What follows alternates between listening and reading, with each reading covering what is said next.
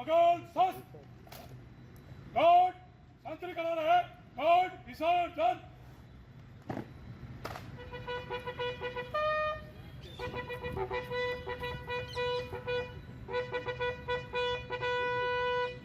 God Madho सस God राष्ट्र salute फ्लावेट सस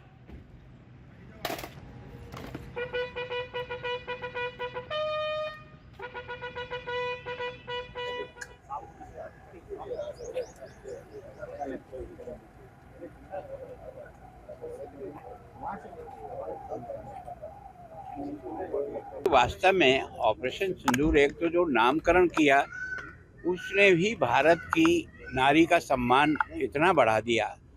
और हमारा देश का ये सौभाग्य रहा कि अगर लंका दहन हुआ तो एक नारी के सम्मान के लिए हुआ, कुरुक्षेत्र का रण हुआ पांडवों और कौरवों का तो वो भी एक नारी के सम्मान के लिए।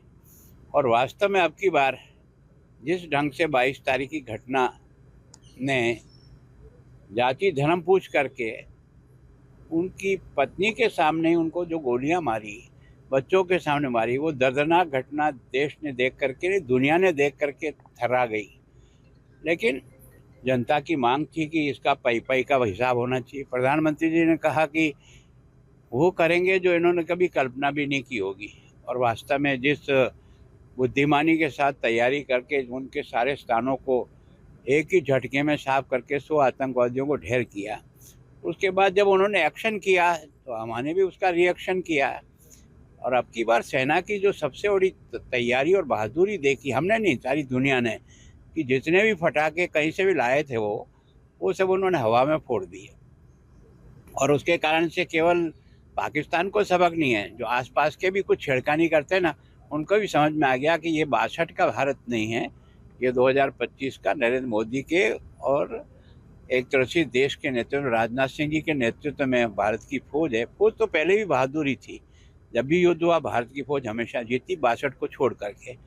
तो वो जो है हमारी सेना का अपना एक जीने का तरीका, अपना काम करने का तरीका है, उसका हौसला और देश के प्रधानमंत्री ने बढ़ा दिया कि सामने वाला गोली मारे तुम गोला ठोक देना, मैं ये तुम्हारे जिम्मेदार बैठा हूँ। जब इतना खुला हाथ मिलता है तो फिर सेना अपनी ताकत दिखाता है। कि इस देश का दुर्भाग्य रहा कि यहाँ हमेशा जयचंद पैदा होते रहे। ये देश अपनी बहादुरी से कभी नहीं हारा, पर अपने ही घर के दुश्मनों के कारण से देश को कई बार उतार चढ़ाव देखने पड़े।